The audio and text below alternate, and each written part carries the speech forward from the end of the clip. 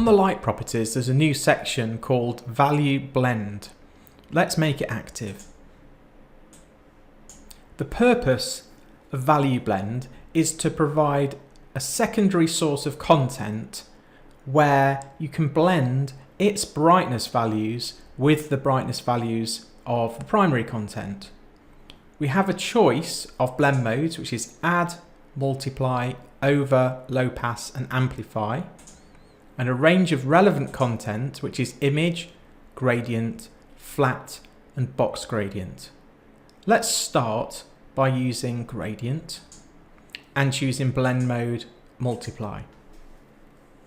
I'm going to change the values on the ramp to make it go from white to black.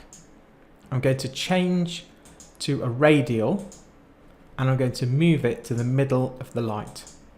And I'm going to increase the extent until we can see that effect more. I'm going to then edit this ramp, turn on log and increase this brightness here.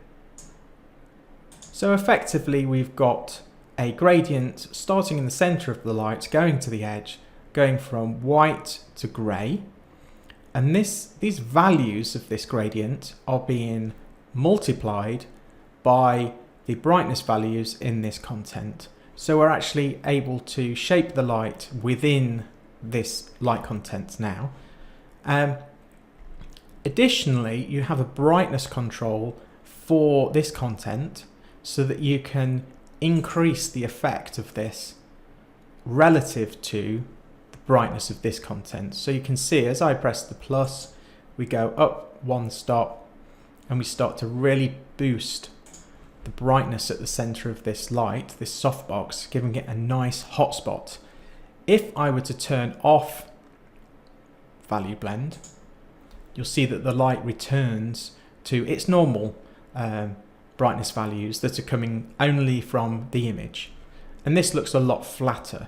So using Value Blend lets you change the character of an existing light source so you can create hot spots.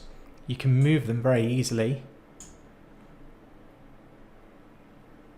I can then change the extent of that gradient to give it a more natural fall off across the light. So we have a lovely hot spot there, and then I can move it to the other side of the light. I can move it to the corner, change the extent to make it larger and more natural. So that's one use of Value Blend. Let's hide this light, find a spotlight, and we'll show you another use. Okay, I'll adjust the brightness. So let's say that we're happy with this, but we find this part of the light too bright. If I turn on Value Blend, I get blend mode low pass, content type flat. We now have a brightness slider which will clamp the brightness of this individual light. So as I drag it down, it won't let lightness past 27 through. As I take that up,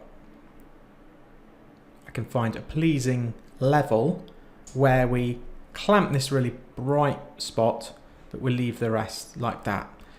If I was to turn this off, you can see that is boosted, and then I turn it back on and we've clamped that to this brightness value.